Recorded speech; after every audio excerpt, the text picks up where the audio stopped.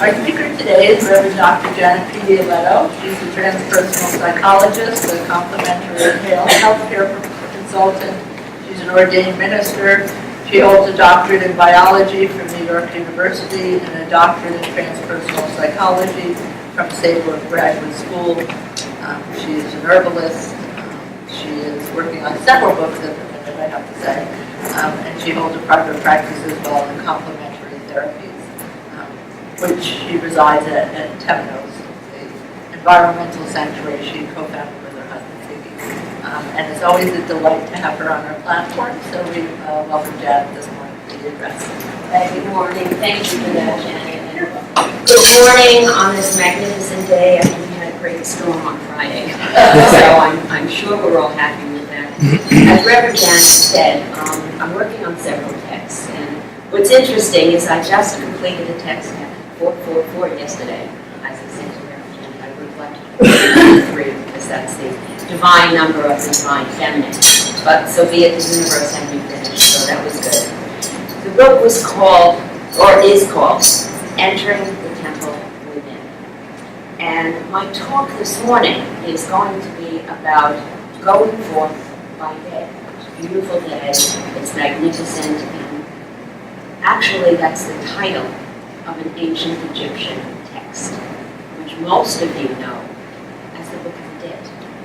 Interesting how it could be so misinterpreted. The Book of the Dead. That sounds quite finished and story's over. But for the Egyptians, who I personally think were the first spiritualists, and I can go down the list and say to you, Mother and Fatherhood of God, yes.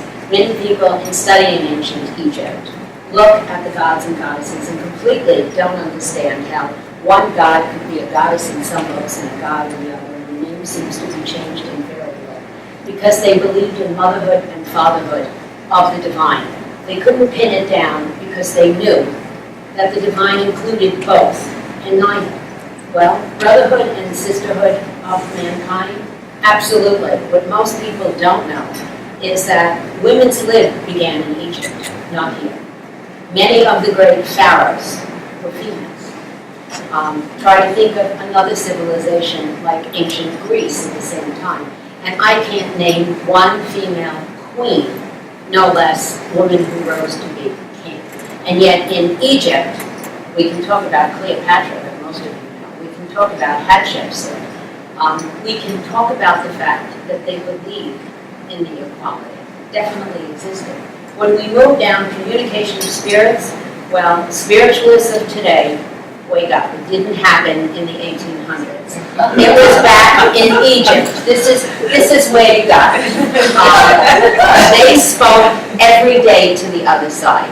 And probably one of the most fascinating stories that I can tell you is one that's written down, and it's called The Man Who Spoke to His Ba. Now, the Ba was part of the soul. And again, beautiful, interesting people. They did not believe that the soul was one little entity, like one little box or rock, and when you passed away, that one little soul went someplace. And I've often heard people say, well, you know, they'll come to services and they're not getting a message from the mediums. What is their beloved doing? Is he on the other side going to school? Is he working? Is he going to somebody else? Let me tell you something. They are everywhere, at every time. They can do anything. And I was up 4 o'clock last night translating part of what's called the Book of the Dead, which is actually going forth by day, per Haru. That's what the Egyptians would call it. And they're not sleeping, and they really are everywhere. But the man who spoke to his Ba could have been a modern-day man who was disgusted with life, who was disgusted with the government, who was disgusted with his family, who was disgusted with his neighbors, and wanted to commit suicide. Yes, we have this story from ancient Egypt. Times were bad, he tells us. And who comes to his rescue? The Ba, the inner self that lives eternally and forever, comes to speak to him and says to him, you know, if you do that, and you misbehave like all of those others who were misbehaving, I'm not ever going to speak to you again. We might laugh and say, well, you know, you're not going to get a communication from the Ba. What he meant was that eternally and forever, even life, you're not going to have a very good one. And so the man converses, and this is a wonderful, wonderful story. It's actually called The Weary Man in Conversation with His Ba. The Ba convinces him that life is worth living, and it's worth living well, because you have been given life here, but that's not the end of it. You have been given this life so that you will have something to give to death, to eternity. And by the way, in the Egyptian book, death isn't really mentioned. It's afterlife. It's the duat. And it is what we are to aspire to. And so communication, absolutely. Not only were you communicating, but when your relatives passed, there was a chapel that you visited. And you made an offering. It could have been a voice offering, or if you actually had some fruit and grain you wanted to put, you put it by a false door. And you spoke to that person who passed over, because you didn't believe they were alive. You knew they were alive. And how do I know this? I know this by the way they lived life. They adored life. They lived in the sun. They were, let's face it, by the fertile land that lined the Nile. But they also knew that that life was transient. It was passing. And so everything they did, they prepared for the afterlife. And one of the things they did was certainly continuing to talk to the spirits. And then we talk about the continuing not only existence of the human soul, but the responsibility. I'll be talking about some of the things I translated last night. And one of them was the fact that they believed when they passed over, they were responsible for what they did here and had to speak up for it. And it's one of the reasons that I chose to wear my menat today. Because on my menat, and those of you who pick it up and feel it say to me, my God, you have to have a strong neck. Fact being, what is created correctly? And it's a copy of something that one of the Egyptian priestesses would have worn. It would have been balanced by the back, just as heavy. Because the Egyptians, unlike modern artisans, don't know enough to balance it. And so if I turn around, those of you close enough would be able to see there's a very small dangling piece in the back. And that's the blue lotus. But it is so tiny, it's not going to balance anything. So if I fall over when I speak, you'll know why. The entire reason for this is the scarab. And I'll walk among you for a minute. Most of you know about scarabs. They're beetles. And the Egyptians saw the beetles on the desert. And one of the interesting things is that the female beetle lays her eggs within a bowl of dung, camel dung on the desert. She rolls it in the sand. And so you have this great big bowl like the sun, scorching on the sand. And suddenly you have life, new life, coming from what looks like the ball of eternity. So they picked the scarab as being a symbol of that which gives life supposedly from nothing. Great. The great divine. And by the way, the Egyptians did not believe in many gods. That's not who they prayed to. They prayed to Amun, the hidden one. They believed that divinity was so great that there was no way that one could make a portrait of him or her. But what they did do was they created a myth that all of the gods and goddesses that they prayed to were the gifts of the divine to show us what we should do in life. So that one was for music, and one was for childbirth, and one was for difficulties, and I could go on the list. One was for healing. These were aspects of the divine. And the one pharaoh, Akhenaten, that some of you may know and learn in books as being the first monotheist, absolutely wrong. In my point of view, any Egyptologists that are listening, not a monotheist. He was the only one that looked at the sun and concretized it and said, that's the Aten. That's divinity. And then it got worse because divinity only shone upon him, which is why when he passed away, so did that first trial of this religion. But for the ancients that believed that divinity could not really be portrayed, but it could be known, the scarab had great meaning. And so when they passed away, the scarab was very heavy. The scarab also was placed on the heart. And on the back of it was written a prayer. because they believed, like we spiritualists believe, that we're responsible for every act that we do on the planet. And that when we pass over, there will be an examination of consciousness. And that examination of consciousness will be one where our heart contains all that we have done. The heart, according to the Egyptians, had memory, and it was the seat of our being, and it was what went with us beyond. So while the entire body was pulled apart during the mummification process, the brain was thrown out, the liver, the lungs, the intestines and the stomach were put in the canopic jars under the protection of the sons of Horus. The heart was most precious, and it was put back with the body with special ointments and prayers. And when the deceased was laid to rest, a very heavy minot was put on them. And on the back of that minot was the prayer, "My heart, my mother, my heart, my mother, my heart whereby I came into being. Do not speak against me. Do not bear witness against me at the judgment." Interesting. It's heavy. And so like I like to think, it's heavy saying to the heart, you know those things I did that I shouldn't have done? Shh, be quiet. Don't speak against me at the judgment. The Egyptians lived their life, given life.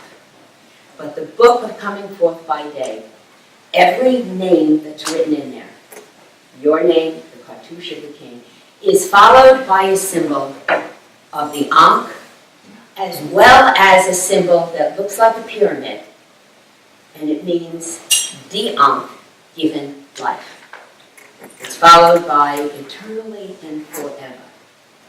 You see, the belief was, and I have to say the knowing was, that the life that we are given is the eternal life that follows the life we had here. Therefore, they lived their life looking toward eternity. And one of the ways they did this was building their great mansions of millions of years. Most of us know about these ancient people from their tombs. How many of us know about them from the mud brick houses they lived in? There's not one palace that's left where a king actually lived. And by the way, Pharaoh just means house of the great. They actually worked with kings. But they spent their life preparing for the afterlife. So, given life, the question could come, why? What are we supposed to do with it? We're given life, what are we going to do with it? I could go on with the tirade of hell and damnation. We should be good because of X, Y, and Z. I'm not going to do that. What I'm going to do is tell you that if you were an ancient Egyptian and you tilled the fields, there were taxes. All right, so we didn't invent taxes. The Egyptians did, and we can be thankful that they did, because it did two things for us. One, it helped develop a calendar. And two, what it ended up doing was giving us an alphabet, giving us a language. The hieroglyphs were created because Egypt did so well. The Nile, the whole fertile valley, brought so much grain that they had to keep track of what they had and where they had what. And each one would be given a tax that they had to pay. But how interesting, not like our taxes today. The government figured out the plot of land and what you should pay. If you worked that land well, and you got more than the government expected, they still wanted what they asked for. So that means you had extra. If you were lazy, well, let's say it was a bad year, too bad. The government knew what they wanted and they collected what they wanted. But the point being, when you had extra, what'd you do with it? It's like today. What'd you do with it when you had extra? Did you plan for your burial? I think of the Egyptian story of Isis and Osiris. And there was a great party. And guess what was the gift at the party? It was a coffin, a sarcophagus. Imagine giving a party today and saying, come to my Christmas party. I have a coffin. Anybody who fits into it, I'm going to give. Most people wouldn't go to that party. I mean, they totally would freak out. But the Egyptians looked at that because the life that was here was not going to be a long life. And so if you got extra from your fields, guess what? You looked toward your burial. You looked toward your death.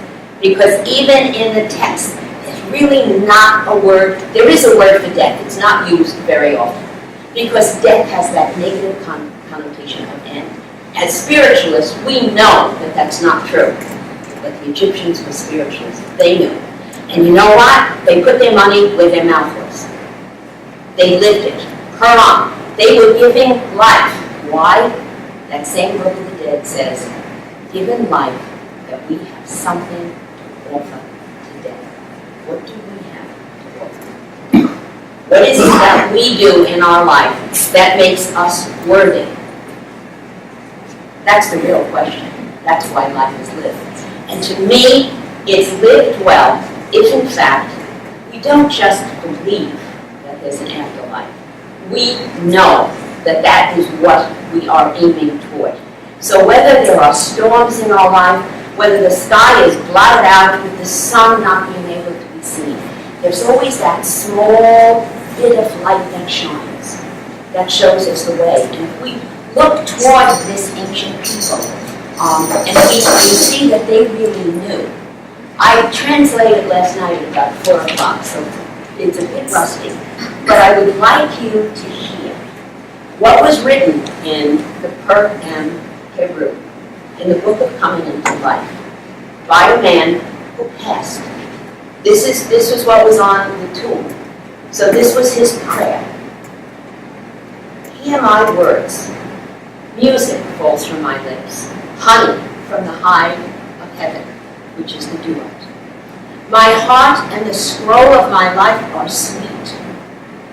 Truth is the harvest of my days. What was sown, love, anger, bitterness, regret, compassion, each became the bread of my being. Let me say this, beware of what you seed, for the fruit bears the mark of the germ. A bad seed never gave rise to a golden ear of corn. Hear me, O ye who walk upon the earth. Let your steps be light, that the earth beneath you is caressed by your gentleness. Here's the first environmentalist, Don't trash the land that you're in. Live your life that you may have something worthy to offer to death. Such joys shall be yours. So this is what he knew was waiting for him. Your heart shall sing praises. Your heart will beat in tune with the music of your days. What you were here is what you present to death. Your heart remembers all. So keep it quiet for those moments that we were in lapse. Recalls all your actions and is a record of your deeds. Everything your hands create and your tongue speaks. Your fortunes may rise and fall. Yet the story of your life has a pattern. It rushes on even as your deeds stay firm in great wings. Know this, for I have made a reckoning of myself. Yeah, we're going to come to that point where self-conscious, what is it that we did? I have taken note of all I have said and done all my life. My heart sings, for I have achieved the status of the just. And yes, when it says on those tombs walls, given life, eternally and forever, the word before it is the just. Your name in the just. The just means that your heart is weighed on the other side, so that you may experience life eternal. I come forth by day, and I long for nothing. This is eternity. I blaze with the fires, singing a song so stirring. Slaves turning the potter's wheel, asses by the river, hear my music, and they raise their heads in awe. The voices that come to us from the other side sing the praises of eternity. I am judged worthy of dwelling in the mansion of millions of years, and so shall you be. Given life, let your heart record your noble deeds, that you shall have something worthy. And so I leave you with those words this morning. I have a lot more I translated. Enough for a lecture in my 406-page book. But the fact being, what is life? Given life, why are we here? What do we do? And truly, it's not a belief in someone. It's a knowing. Know that there is something, and by knowing that, also know Your heart has to speak for you, not against you. And so if every deed you do in every day, you think about that. The nuns used to say to us, I went to a convent school, that for every good deed you have, there's a rose that's put in the garden. For every bad deed that you have, there are thorns. I don't want any thorns in my garden. So hopefully for each one of you, may you rest and live so you have something worthy to get. Micaiah, the justice.